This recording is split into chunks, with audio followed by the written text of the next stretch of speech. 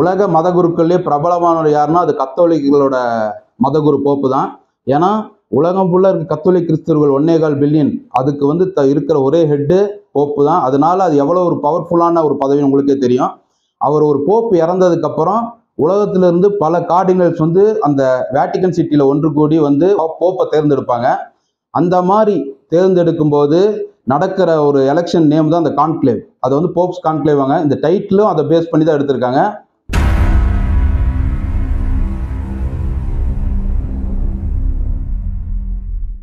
படத்தோட ஓப்பனிங்லேயே வந்து இப்போ இருக்கிற போப்பு வந்து இறந்துருவாரு. அதுக்கான அடுத்த போப்பை செலக்ட் பண்ணுறதுக்கு வேண்டி உலகம் உள்ள இருக்க கார்டினல்ஸ்லாம் வந்து வேட்டிகன் சிட்டி வருவாங்க. அவங்க சிஸ்டைன் சேப்பலில் ஒன்று கூடுவாங்க.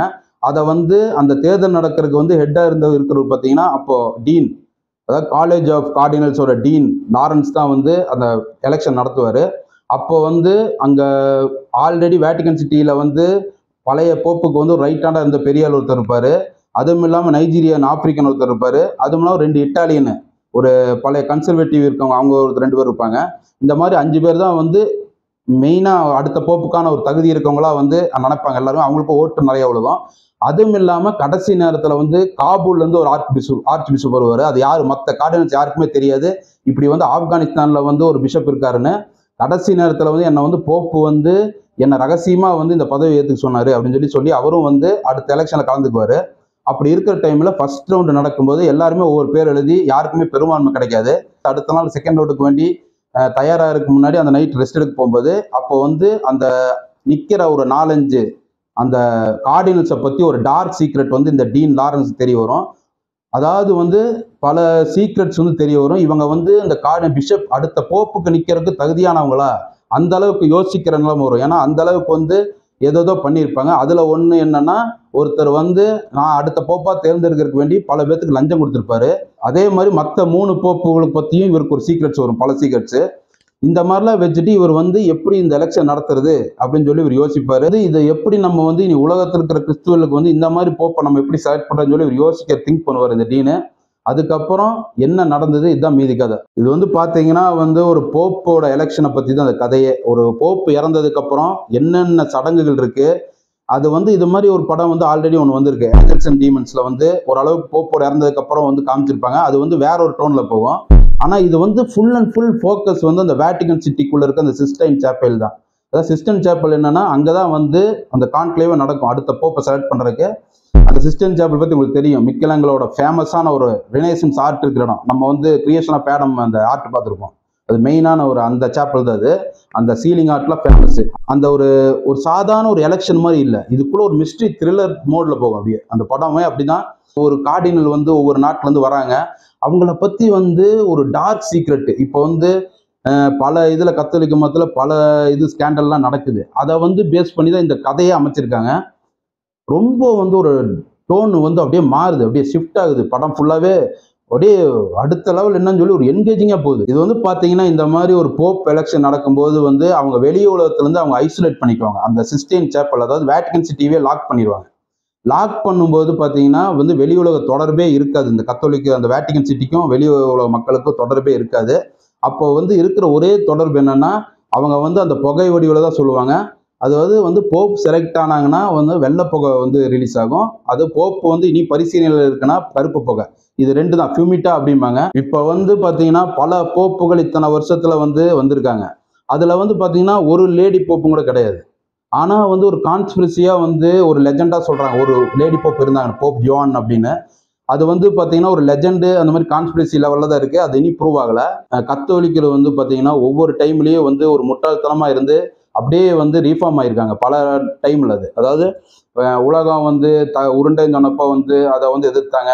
இப்போ பல விதத்தில் எதிர்த்து அதுக்கப்புறம் அதை வந்து ஒத்துக்கிட்டாங்க. சயின்ஸு கூட வந்து அந்த மதமும் சேர்ந்துச்சு. அதே மாதிரி இதில் ஒரு மேட்டர் வந்து கிளைமேக்ஸில் வந்து ஒரு செம கிளைமேக்ஸ் ஒன்று, அதுவும் ஒரு மேட்டர் இதில் இருக்குது. கத்தோலிக்கில் வந்து அவங்களுக்கு எதிரான ஒரு இதை வந்து திருப்பி இதுலேருந்து வந்து அடுத்த ரீஃபார்ம் ஆவாங்களா அப்படின்னு சொல்லி தெரியல. ஆனால் இந்த படத்தில் அந்த மாதிரி தான் காமிச்சிருக்காங்க. அது வந்து ஒரு நல்ல ஒரு சூப்பராக இருந்துச்சு அந்த சீன். அது பார்த்தீங்கன்னா அட்டகாசமாக இருந்துச்சு. இதில் முக்கியமாக சொல்ல வேண்டியது என்னன்னா சினிமாட்டோகிராஃபி. ஸ்டீஃபன் ஃபான்டைன் அட்டகாசமாக இருந்துச்சு. அதாவது அந்த போப் கான்க்ளேவ் நடக்கிற டைமில் அந்த ரெட் வார்ட்ரோப் அதெல்லாம் வந்து பார்த்தீங்கன்னா அப்படியே கிளியராக இருக்குது, அப்படியே ஆர்ட் மாதிரி இருந்துச்சு அது. அப்புறம் காஸ்டியூம் டிசைனிங் வந்து அதுவும் வந்து சூப்பராக இருந்துச்சு. இதோட டைரக்டர்னா எட்வர்ட் பர்கர். அவர் வந்து பார்த்தீங்கன்னா All Quiet in Western Front எடுத்தவர். அது வந்து பார்த்தீங்கன்னா 23ல் வந்து 14 ஆஸ்கருக்கு நாமினேட் ஆகி 9 ஆஸ்கர் எடுத்து இன்க்ளூடிங் பெஸ்ட் பிக்சர். அந்த அளவுக்கு வந்து ஒரு ஃபேமஸான டைரக்டர் தான் இது எடுத்திருக்காரு. எப்பவுமே வந்து பார்த்தீங்கன்னா இந்த இட்டாலியன் பேஸ்டு இந்த மாதிரி பிரான்ஸ் பேஸ்ட் படங்கள் பார்த்தீங்கன்னா ஒரு ஆர்டிஸ்டிக்காக இருக்கும். அதாவது அப்படி எடுப்பாங்க. அப்படியே மியூசிக்லாம் பார்த்தீங்கன்னா சொல்லவே வேண்டாம். அப்படியே அந்த ரினேசன்ஸ் மியூசிக்லாம் வந்து பட்டையை கலப்போம் கிளாசிக்கில். அதே மாதிரி இதில் நிறைய மியூசிக் இருக்குது. அந்த டோனு இது வந்து பார்த்தீங்கன்னா நான் சொல்கிறத வச்சு பார்த்தீங்கன்னா இது வந்து ஒரு art movie off beat movie மாதிரி கிடையாது. ஒரு த்ரில்லர் மோடு 5 கார்டினல்ஸை போப்பாக செலக்ட் பண்ணும்போது அந்த கார்டினல்ஸ் வந்து பண்ணுற தப்புகள், அதாவது அவங்களுக்கு இருக்கிற டார்க் சீக்ரெட், அந்த முன்னாடி அவங்க என்னென்ன பண்ணாங்க அதெல்லாம் வரும்போது இவங்க தான் அடுத்த இத்தனை 1.25 பில்லியனுக்கு ஒரு தலைவராக அடுத்த இருக்க போகிறாரா அப்படின்னு சொல்லி யோசிக்க தோணுது. இந்த படத்தை பார்த்தா அந்த 5 பேரும் வந்து பார்த்தீங்கன்னா ஒவ்வொரு மாதிரி, ஒருத்தர் லஞ்சம் கொடுக்குறாரு, இன்னொருத்தர் பார்த்தீங்கன்னா வந்து ஒரு மாதிரி ஒரு செக்ஸுவல் கேண்டல்ல இருக்காரு. நம்ம வந்து இப்போ வந்து அரசியல்வாதிகளே தோத்து போகிற அளவுக்கு இந்த போப் எலெக்ஷன்ல வந்து பல நடக்குது.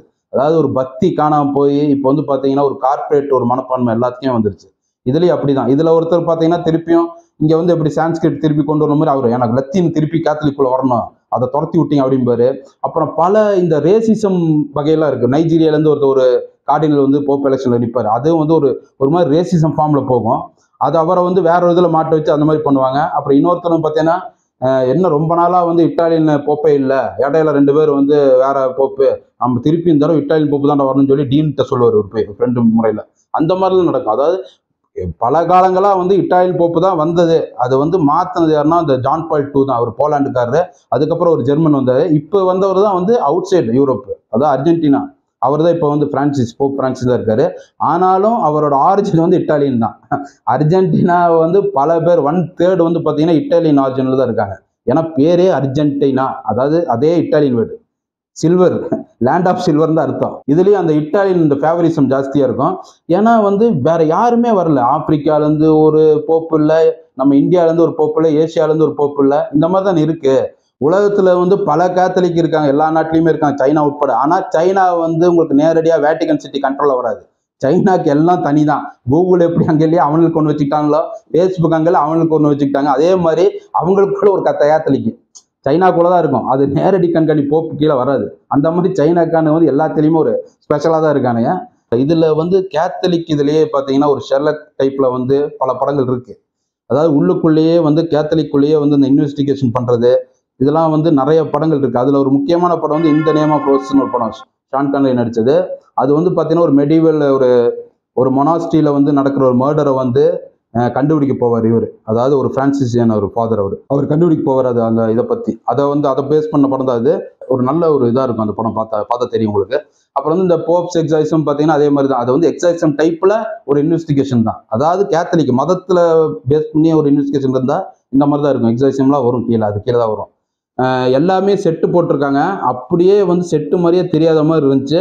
மெயினாக வந்து இந்த சின்சிட்டா ஸ்டுடியோ வந்து ரோமில் இருக்க ஃபேமஸான இட்டாலியன் ஸ்டுடியோ, முசோலினி ஆரம்பித்த ஸ்டுடியோ, அதில் தான் பல செட்டு போட்டிருக்காங்க இதை பற்றி. இதில் வந்து ஒரு பவர்ஃபுல்லான ஒரு பதவிக்கு வேண்டி எவ்வளோ வெறி பிடிச்சி அலையிறாங்க.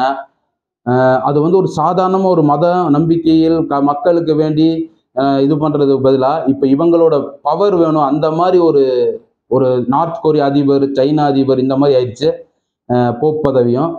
அதாவது ஒரு டிக்டேட்டர்ஷிப் மாதிரி தான் ஆகிட்டு இருக்கு. அதாவது இதுக்கு வந்து லஞ்சம் கொடுத்தலாம் வந்து இது பண்ண எலெக்ஷனில் லஞ்சம்லாம் கொடுக்குறாங்க ஒரு அரசியல்வாதி மாதிரி. இந்த மாதிரி பலது நடக்குது. இந்த படங்கள்லாம் பார்த்தீங்கன்னா இது வந்து உங்களுக்கு பார்க்கும்போது வந்து இதெல்லாம் உங்களுக்கு புதுசாக இருக்கும். உங்களுக்கு ஒன்று தெரிஞ்சுக்கலாம். இப்போ வந்து பல கத்தோலிகர்களுக்கே வந்து இந்த போப்பு இந்த எலெக்ஷன் இதை பற்றிலாம் அவ்வளோக்கு தெரியாது.